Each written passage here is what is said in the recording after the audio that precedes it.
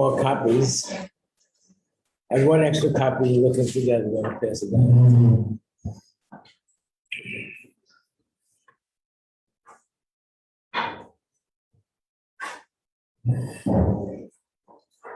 So we're going to do something now on page 42.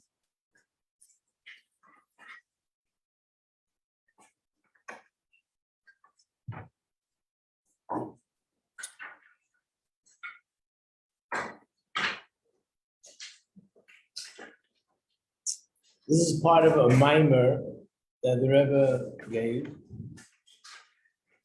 And based on everything we learned, what we learned about is what is a Messiah, what's the purpose of the Messiah. But here there's one more piece that's specifically relevant to us in our generation.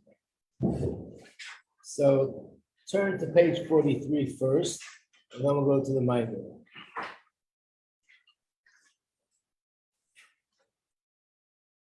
One of the prophecies about what will happen when Mashiach comes is this pasuk. Ki hineni borei shamayim chadashim. I'm going to create a new heaven. You want to follow in the English, it's pasuk 17. I'm creating new heavens. Ve'eretz chadasha, new earth. Le'siskarenu harishonos. And the old one will no longer be remembered. It wouldn't even enter your heart. So Mashiach is going to come, and Hashem is going to create a new heaven and a new earth. Question is, what does it mean? Does it mean that this world is going to disappear and there'll be a new heaven and a new earth? Generally speaking, that's not the interpretation. But it means just like everything else, is going to be a whole new world that we're going to live in, new in the sense that we'll see godliness everywhere, Hashem's presence will be revealed everywhere. So then when we look at the heavens and we look at the earth, we'll see it from a whole different way, as if it's something totally new. So in this Mamar, I'm going to give you the introduction, then we'll do the words inside. It's a little bit tough because there's no English here, but let me first explain it, and then we'll go inside. So the Rebbe says that everything that happens when Mashiach comes is a result of the avodah that we do. Through this avodah, we merit this reward. Through different avodah, we merit a different reward. If when Mashiach comes, we're going to have a new heaven, a new earth. By the way, try to imagine if anybody who lived 500 years ago would have Tchias HaMesim now. Do you think they would say that this is a new world they can't recognize? Absolutely. The way it is already, it's a new world. Who are you talking to? I'm talking to my friend who lives in Israel. How's that possible? What are you looking at? I'm looking at my friend who lives in Australia. The looking, speaking, flying, all the things, technology, the way we have today. What are you doing? A heart transplant? A liver transplant? A kidney transplant? These are all things which are unheard of. We're already living in a new world. And I mean, it can go on and on and on, how we are just taking things for granted. We're just used to it already. But sure, this is already a new world. But really, the newness will be not just Begashmis, mainly it'll be Baruchnis. So the Rebbe says, if that's the case, then being that whatever happens when Mashiach comes is a result of our Avodah, there's probably an Avodah which is also something new, and that's going to bring the new heaven and new earth. What's the new Avodah that we in our generation are challenged with, which is so new and so different that this is going to bring the new heaven and the new earth? That's what the Mamar is saying. So let's look now on page 42.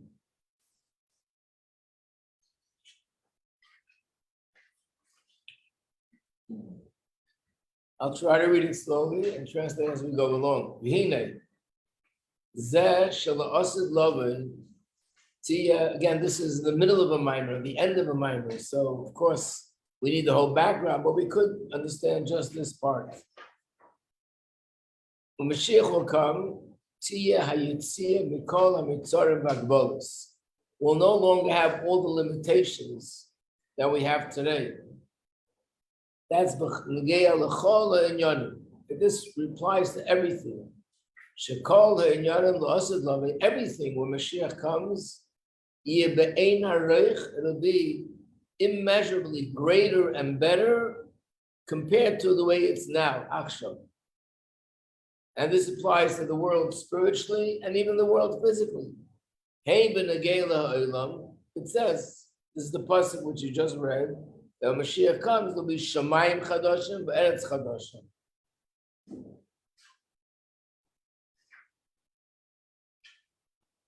In fact, there's a mimer for the Tzemach Tzedek, an interesting mimer, where he writes that before Mashiach comes, there's a source in a medrash that there'll be a lot of earthquakes. What's the connection between earthquakes and Mashiach? And he writes that being that there's going to be Eretz Chadash, a new earth, so the earthquake represents the idea that the old earth is falling apart and the new earth is coming in its place.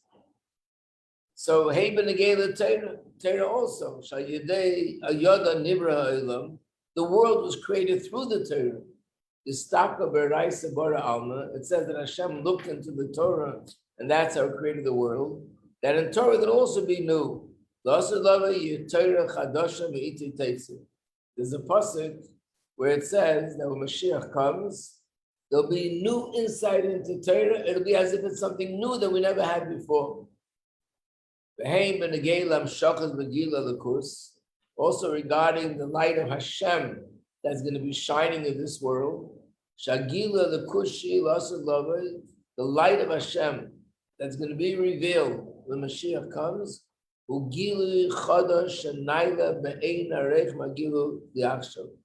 That light that's going to be revealed is going to be immeasurably greater than all the light of Hashem that was revealed up until this point. And in the language of Chassidus and Kabbalah, Kol HaGiluyim Da'achshav Michitzonius Atik. Everything that's revealed in the world comes from a level which is called Chitzonius Atik. Not going to go into it. So therefore, the Rebbe says like this: I'm on the second column now. Being that the Geula of Mashiach will be a result mainly of the Avodah of us, which are the end of the Golus. So what we do now at the end, that's going to bring these changes when Mashiach comes. If everything when Mashiach comes is going to be new, new heaven, new earth, new understanding of Torah, new light of Hashem, the Avodah that will bring this will also be a new Avodah. What's the new Avodah of today's day and age? I'm sorry, I don't have any more. Listen to Shabbat Peh. V'inyan this man Habayis in the times of the Beis Hamikdash, Oz Haya Gila L'Kus. In the times of Beis Hamikdash, Hashem's light was shining. Asara Nisim Nasal Avasenim Beis Hamikdash. When the Yidden had a Beis Hamikdash, it says in the Pirkei Avos that on a regular basis there were 10 miracles that took place all the time in the Beis Hamikdash. Shenisim Elu, these miracles are Yenirim Be'enei Basar. These were miracles that you could see with your eyes of flesh. In fact, many of these miracles are Yenirim Gamli Amei Ha'aretz. It's not only for the Yidden, even the non-Jews can see it. For example, one of the miracles was that there was smoke coming from the Mizbeach, and no matter how strong the winds were blowing, the smoke went straight. Or another miracle was that there was fire on the Mizbeach, and no matter how much rain fell, the fire was never extinguished. So this is something that everybody can see, that it's not al piteva, it's not according to nature. So that is because in the Beis Hamikdash, Hashem's Gila L'Kus, there was godliness in a revealed way. The Kima Torah mitzvahs, The avodah of people observing Torah, observing mitzvahs, they did it in a way that they understood it. It made sense to them. The reason that it made sense to them was because Hashem was more revealed, so that affected the minds and the brains and the intellect of people, that it made sense to daven, to learn, to do mitzvahs. Even in those days, it was also a mitzvah. It says, "V'hafta." It's Hashem Elokecha. You should love Hashem with all your heart, with all your soul. What is the difference between the three words? B'chol levavcha means with all your heart. B'chol nafshecha means with all your soul. So what's b'chol meidecha? Third one. B'chol meidecha means that you serve Hashem without any limitations whatsoever, which means above and beyond what I understand, what I don't understand. So the Rebbe asks, so why are we saying that Torah mitzvahs in those days was something which it registered in the brains of people? Even then they had a mitzvah to serve Hashem b'chol miyodecha, in a way that transcends my own understanding. But mikol makom, kivan sharo oz gila l'kuz b'muchash, being that they saw godliness in an open way, gam ha-mesiras nefesh shehoisa oz, the mesiras nefesh that they had in those days, it was still something limited, because it was based on the fact that it made perfectly sense to them that Hashem should be served, and that's emes. The reason, again, why did it make sense to them was because Hashem was revealed, and that affected them. And now, what's now? Hashem came b'dora dikras Mashiach, but in this generation, which is called the generation of the footsteps of Mashiach, or the heels of Mashiach. Every day, the darkness is greater. I want to explain something which will help us understand what he's saying here. This is something which we'll talk about more later in the year, in more detail. But one of the questions that are asked when it comes to Chassidus is how come it all started with the Baal Shem Tov, which was, 100, 200, or 300 years ago, a little bit less than 300 years ago. If it's such a good thing, and it's such an important thing, why wasn't it there all the years? Why did it start at a later point? And in fact, that's why there was such opposition to the Baal Shem Tov, because people said, we never learned this, we never did this, this is something new, and therefore they disagreed that people should study Chassidus. What is the reason? And the reason is that Baal Shem Tov said before it wasn't necessary, and now it is necessary. What's the difference? Why before and after? Why is there any difference? So the general explanation is as this, and that's what he's saying here. When the Beis Hamikdash was in existence, we learned about this during Tishrei. Beis Hamikdash is not only a place that had godliness revealed in it, but from the Beis Hamikdash, Hashem's presence was revealed in the whole world. Which means if there was a Jew living in India, and he davened and he learned, and he loved Hashem, and he did mitzvahs, it's a result of the fact that Hashem's presence was revealed in the Beis Hamikdash, and that spread to the whole world. In fact, the Beis Hamikdash is compared to the brain or the heart. The brain and the heart not only are full of life, but they give life to the whole body. So the fact that the hands have life, and the feet have life, and the toes have life, my eyes, ears, nose, everything is from the head and the heart. So the Beis Hamikdash gave light to the whole world. Beis Hamikdash was the conduit through there. The whole world was able to have a presence of Hashem. When the Beis Hamikdash was destroyed, Hashem was no longer in the Beis Hamikdash the way it was before. So it didn't only affect the Beis Hamikdash, it affected the whole world. The whole world now didn't have godliness in a revealed way.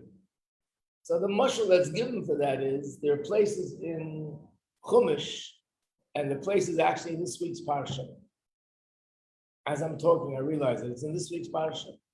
This week's parsha, not today's Chitas, but a little bit later in the week, you'll see that there's a story where the Eibishter told Abraham that he went to sleep and he saw a vision, a prophetic vision, and it says it became very dark. Rashi says, and he fell asleep. Rashi says the darkness and the sleep, that was all about, that represents Golus. There are places in Tehillim where we say, Hashem, how long will you continue to sleep? Wake up. That sleeping is like Golus. When a person sleeps, especially if it's not an ordinary sleep, but God forbid, a deeper sleep, a person is, God forbid, in a coma, because some damage was done to the brain, they were in an accident, and chas v'shalom, something happened to the brain. It didn't just affect the brain, it affects every organ in the body. The whole life force of the person in the whole body is now very weak and very concealed. And they can't walk, and they can't talk, and they can't see, and they can't work, and they can't do any of the normal things that they normally do. And that's what happened to the world once the Beis Mikdash was destroyed. In the whole world, Hashem's presence became hidden and became darker. Okay, that was then. What about now? Based on this, every generation after the Beis Mikdash, the darkness became darker than the generation before. To give a mashal, and the mashal is that if you're in a room like this room, and the room is full of lights, and you walk away from the room outside in the street where it's dark. So even though it's dark outside, but there's still some light shining from the room. And when you walk another 10 feet, it gets a little bit darker, and there's still a little bit of light shining. And if you walk another 10 feet, it's even darker, and there's even less light there.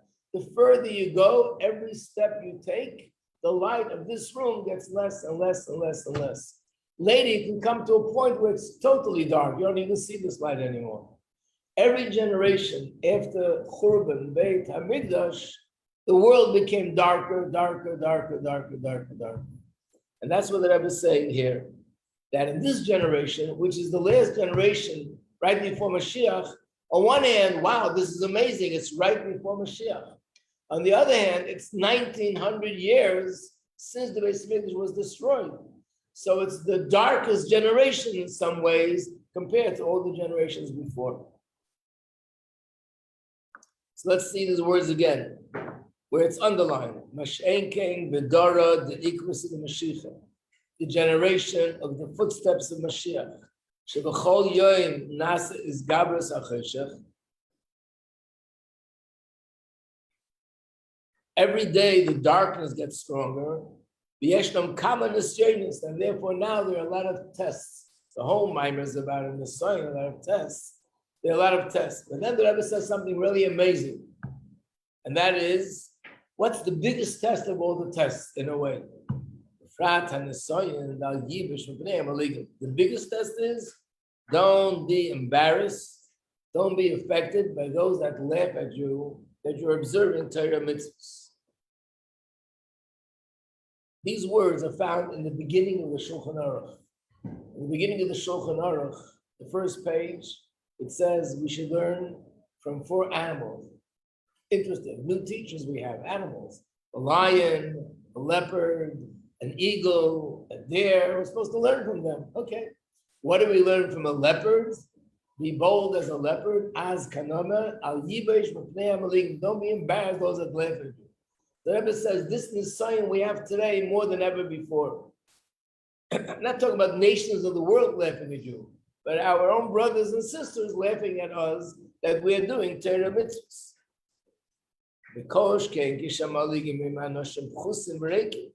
Especially the people that are laughing at us are people of a lower class, empty of knowledge. She said, this is so much harder to tolerate. Sometimes you're having a debate with someone who's intelligent, philosophical, and you have they have a way of understanding things different than me, but at least it's an intelligent, intellectual discussion. And sometimes you have people that are empty, and yet they're making fun of you and putting you down and ridiculing you. Zeh sha'omed l'nisyonos elu, the people who stand up to this test, who avoided the mesiras nefesh shalamaylam medida v'agbola. This is considered an avodah that's above and beyond all limitations. Zeu sh'avodah the b'dar the Mashiach, b'dar zegupa b'siyas maragolas yinailis yosem avodah sheyadachshav. These are very powerful words. The Rebbe is saying something very powerful in defense of our generation. Normally, we look at ourselves and say, how could we compare to the people of the previous generation, what they went through? People gave up their lives. And the Rebbe is saying, but in a certain way, this test is even harder than the test that they had then. And one of the reasons is because then, earlier, 100 years ago, 500 years ago, 1,000 years ago, because Hashem's light was revealed, so they felt compelled to learn Torah, to do mitzvahs. It made sense to them, and therefore they were ready to do everything they can for Hashem. Today we're living in a time where it's darkness, and nevertheless, we're standing up to this test. There's a footnote here, number 40, and it says that there's a pasuk in Chumash that says Moshe Rabbeinu was the most humble person that ever lived. So it's brought down in a medrash that says what made him the most humble was he saw the future and he saw the generation right before Mashiach comes, which means he saw our generation. And that humbled him. What made him so humble? He saw people that do not have the knowledge that they had in the earlier days, didn't see godliness the way we saw it in the early days, the darkest generation of all generations of Golos, and were able to stand up to the tests of those times, especially the test of Ayizbayish B'nei Melidi. And the Rebbe says, this is Avodah Chadasha. This is a new Avodah, it never existed before. Because earlier in history, as you go back, I'm talking about that chronologically speaking, you go back in history, every year earlier, every 10, 20, 30, 100 years earlier, there was still more light. And if there was still more light, it makes sense for people not to do the things that they're doing. But today, in such darkness, and nevertheless to be so strong, that's something which is an Avodah Chadasha.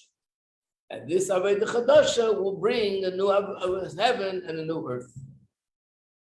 So I think in the Mamar that we're learning about, in the students about tests and different kinds of tests, it's very appropriate to bring in this. I think this is very unique that the Rebbe says the test of standing up to people that laugh at your Torah and mitzvahs in a certain way is greater and more than all the tests that people went through in previous generations. So sometimes when you think to yourself, why am I getting so affected? This person's laughing and that person's laughing. So the Rebbe is testifying that it's not such a simple test. In fact, this is a very unusual test and a very difficult test. And this new Avodah will bring the new heaven, the new earth that's going to come with Mashiach.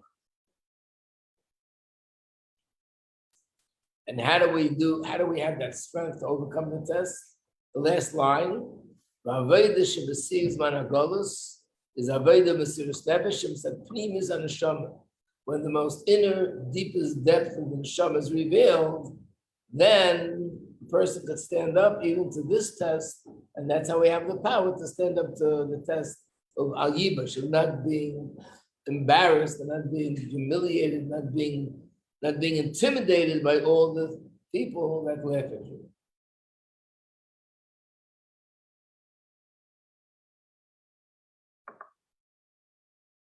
There's actually a little bit of a debate about the last point. The debate is what's harder to deal with? When a person who is very intelligent laughs at you, or a person who's a nobody and he laughs at you, which is harder? Here it says that if it's a nobody, it's harder. There are other places where it says the opposite.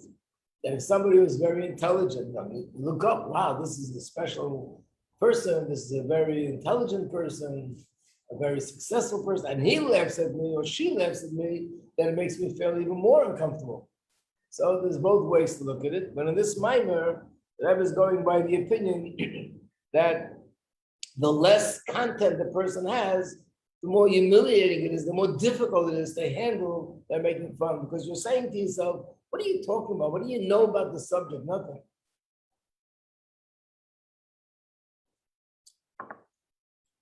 I think I told the story once before. We had a student here that had a cousin who was a dentist.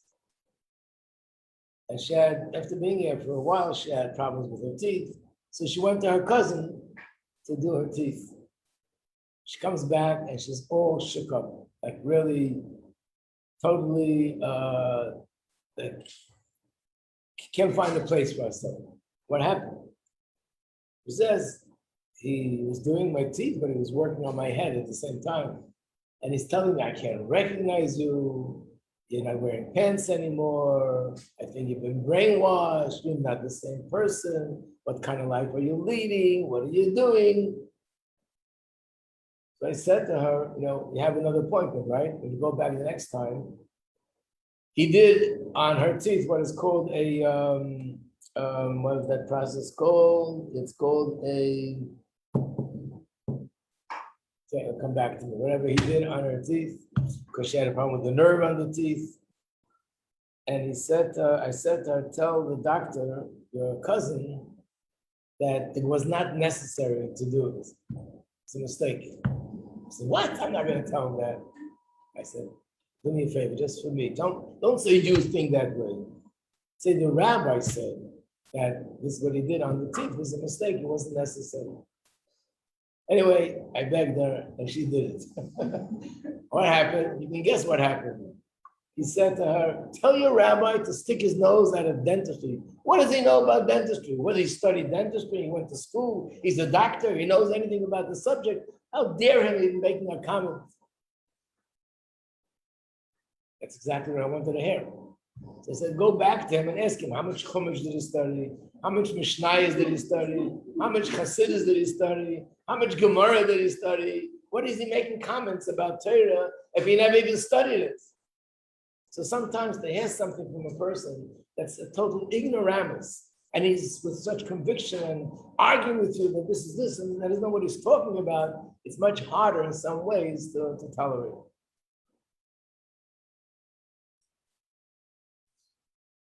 Okay. So pretty much we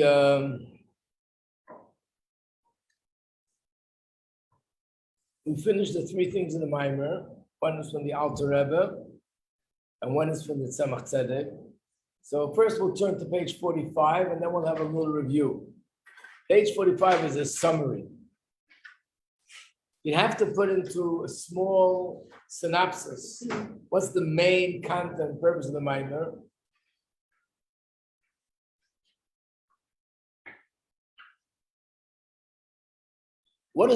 So the Mamar is like this, on top of the page. What is the purpose of a Nisayan? Hashem already knows how loyal we are. That's the main focus of the Mamar. And the answer is, the purpose is to raise us to a higher level of das, to have true das of Hashem. Then he explains, how does overcoming a Nisayan accomplish this? Because it contains within it a nitzutz elokei that comes from the highest level of godliness, and this enables a person to achieve the highest level of das.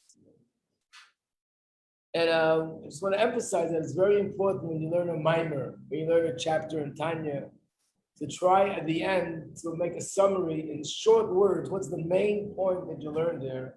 Otherwise, it's one big mishka babel in your head. A lot of details, and it's all like disjointed, this, that, has to all come together. There's a point there, and that's important. This is what you see here, is the main point of that Mamar of the Alter Rebbe. And what's the main point of the Mamar of the Tzemach Tzedek? That's the second part, that there are 5 types of nisyanos. One is how strong we are to resist temptation. One is how far we'll go to observe a mitzvah. By the way, what I was talking about was a root canal. It disappeared from my head, and this came back. Shalom Aleichem. Okay. How will we be towards Hashem when He gives us suffering? And the fourth category is how will we be towards Hashem when He gives us much good? And the fifth category is how strong we'll be when our emunah is challenged. Like this last test about laughing at me, that's challenging my emunah. It's not the suffering that he's talking about where a person is sick, or about reward, or about temptation. This is something which challenges my emunah when people are making fun and ridiculing the things that I believe in. And then Derech Hamunah, that's the sefer of the Mittel Rebbe. That's the mashal of the father and the son, and the two scenarios of a son that's a smart son and the son that's lacking, how it applies to us as in the son as a test. What? Okay, so now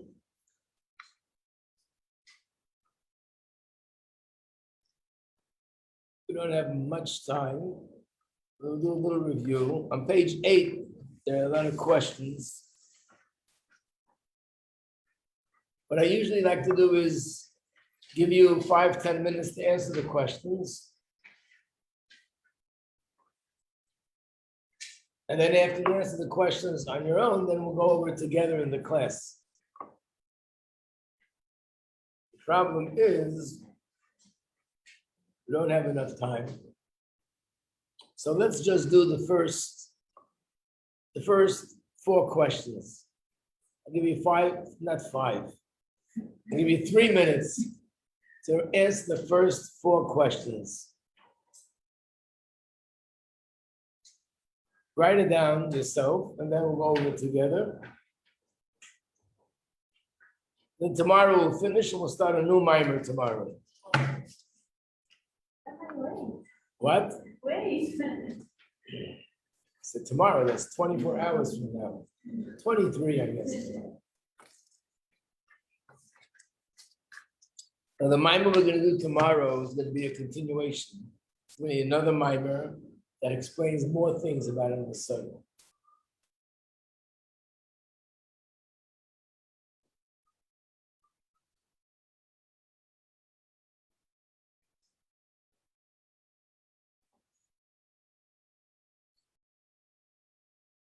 And of course, the answer should be precise, short, brief, not a whole thesis. And you remember it better. So question number 1.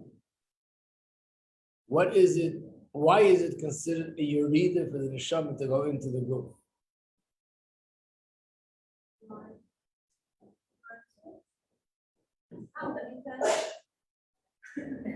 I want to hear. I'm sure you wrote it down in your book. I want to hear if you can tell. Why is it a yerida? Why is it down? Because this is the word of Hashem that we make. So that's positive. It's not negative. No. I'm asking why is it a yerida? Why was it yerida? Why is it considered a yerida? And the Shama yoredet. Why is it yerida? It's an aliyah doing mitzvahs. So I'm asking why. Somebody knows the answer here. Because to practice, you know.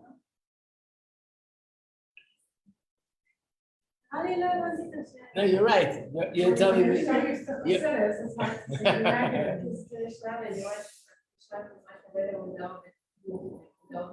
Right. The neshama l'mayla is at a much higher level spiritually because there's no guf. Neshama sees godliness, hears godliness. Everything is spiritually good. Down here, there's nisyonos, and everything is hidden and concealed. So it's yerida, but that's the whole purpose, to come to the slow place and overcome the sun. You're right. But my question was, why is it in the first place considered going down? The answer is because the neshama, before it goes in the guf, is more spiritual, and there's nothing blocking it from Hashem. Number 2, why can't we explain that the purpose of the Nisayon is to know how committed the purpose of the person is? Why can't we give the simple explanation? Hashem makes a test because he wants to know how strong we are. Everybody knows the answer and nobody's going to say anything, okay?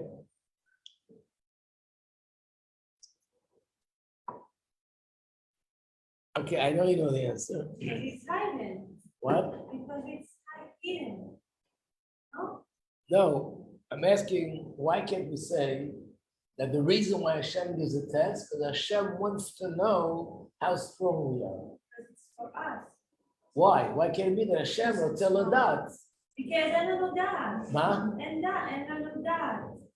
Again, you go straight to Chassidus. I'm asking a simple question. אני חסידית לה. You're right? Is the purpose of the test is it's to elevate.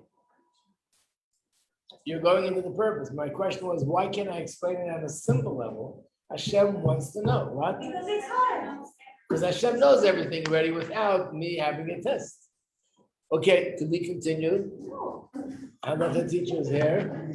This is just a test. Okay.